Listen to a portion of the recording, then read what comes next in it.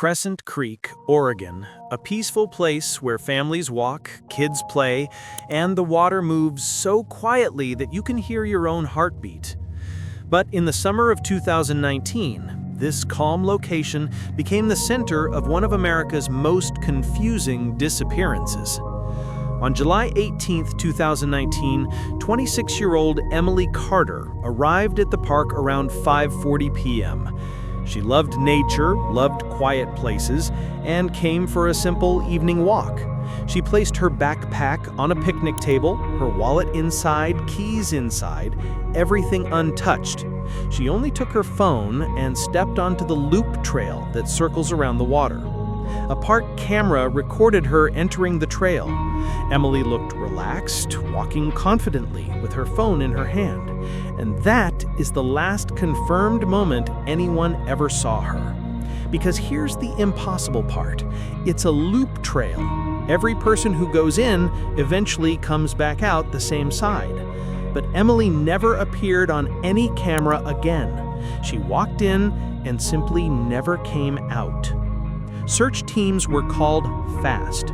At first, they assumed she might have slipped or gotten injured, but within a few hours, it became clear that this wasn't a normal case.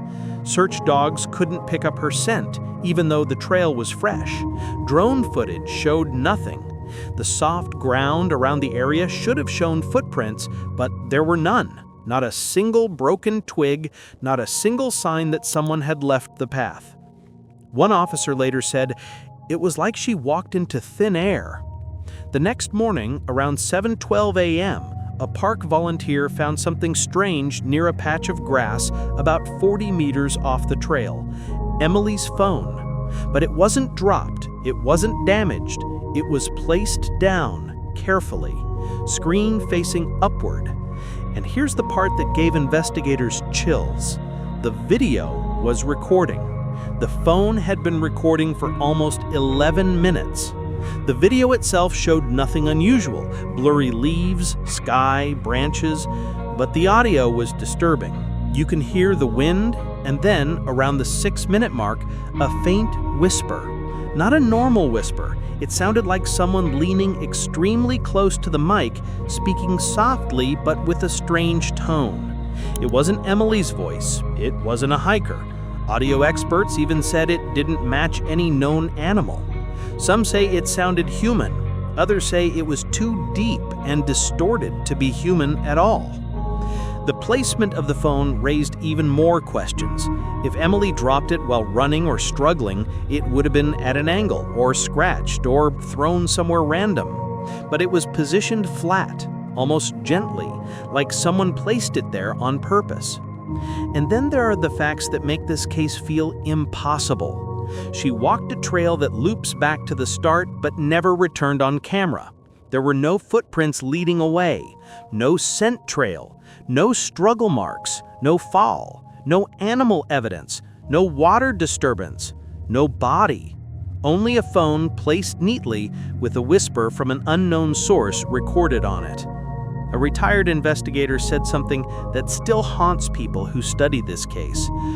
Criminals leave evidence. Animals leave evidence. Accidents leave evidence.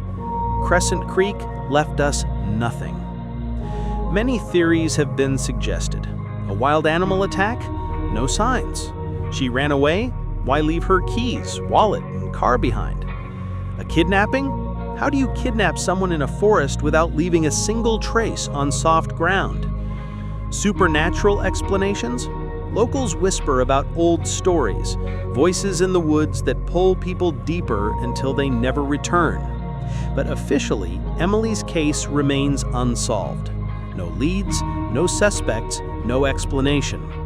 Crescent Creek still looks peaceful today, but once you hear Emily's story, the silence feels different. Too perfect, too empty, like the place itself is hiding something.